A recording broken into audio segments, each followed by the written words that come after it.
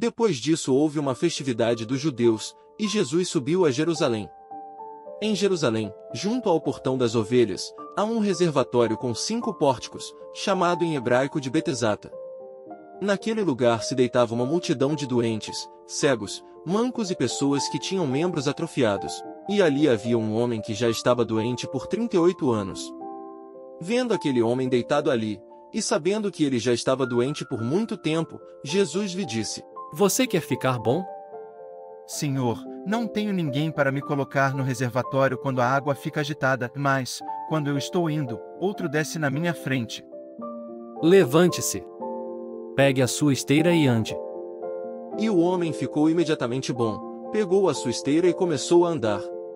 Aquele dia era sábado. Por isso, os judeus começaram a dizer ao homem que havia sido curado: Hoje é sábado, não é permitido que você carregue a esteira. O mesmo homem que me curou disse: Pegue a sua esteira e ande. Quem é o homem que lhe disse: Pegue-a e ande?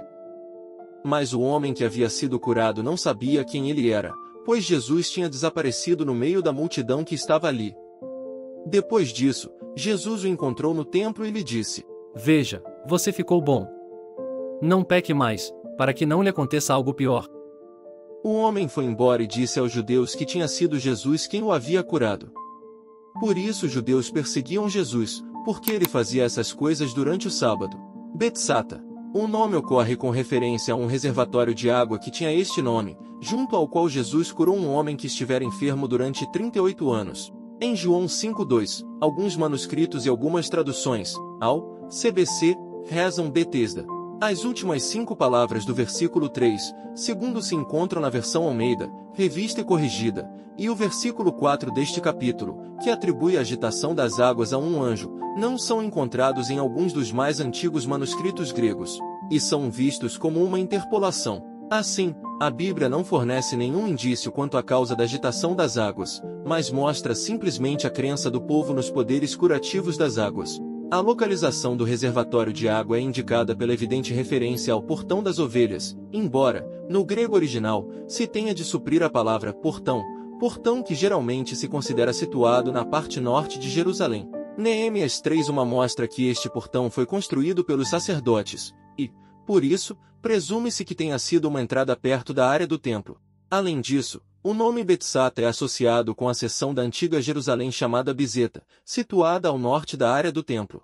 Nos dias de Jesus, este setor encontrava-se fora dos muros da cidade, mas Herodes Agripa I, que morreu em 44 da Era Comum, acrescentou um terceiro muro setentrional à cidade, durante o governo de Cláudio, 41 em 54 da Era Comum, e isto colocou Bizeta dentro dos muros da cidade, de modo que João podia falar corretamente do reservatório como estando situado em Jerusalém, conforme ele conhecera a cidade antes de sua destruição em 70 da Era Comum.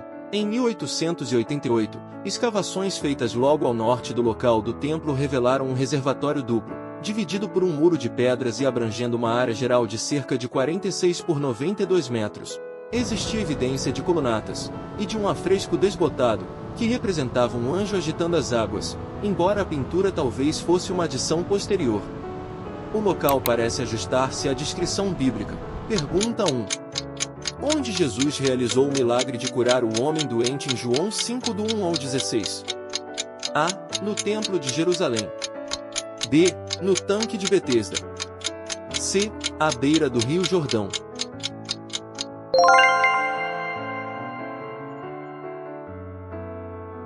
Depois disso houve uma festividade mais dos judeus, e Jesus subiu a Jerusalém. Em Jerusalém, junto ao Portão das Ovelhas, há um reservatório com 5 pórticos, chamado em hebraico de Betesata. Naquele lugar se deitava uma multidão de doentes, cegos, mancos e pessoas que tinham membros atrofiados. Pergunta 2. Qual era a tradição associada ao tanque de Betesda mencionada na passagem? A. Banho ritual para purificação. B. Oferta de sacrifícios. C. Esperar por o movimento da água para a cura.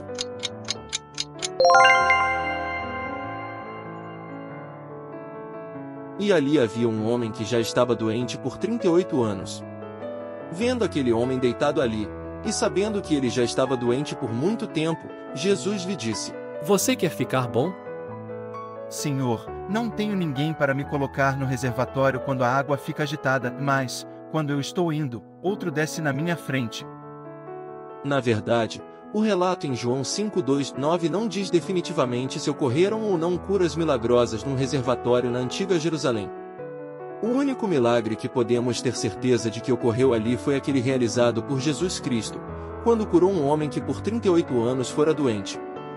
Podemos aceitar este milagre, pois seu registro consta das Escrituras inspiradas.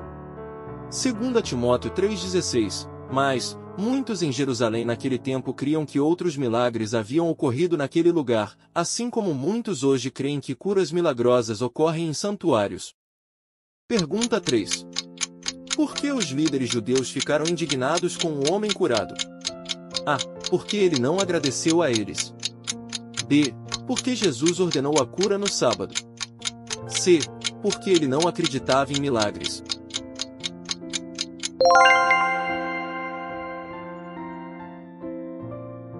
E o homem ficou imediatamente bom, pegou a sua esteira e começou a andar.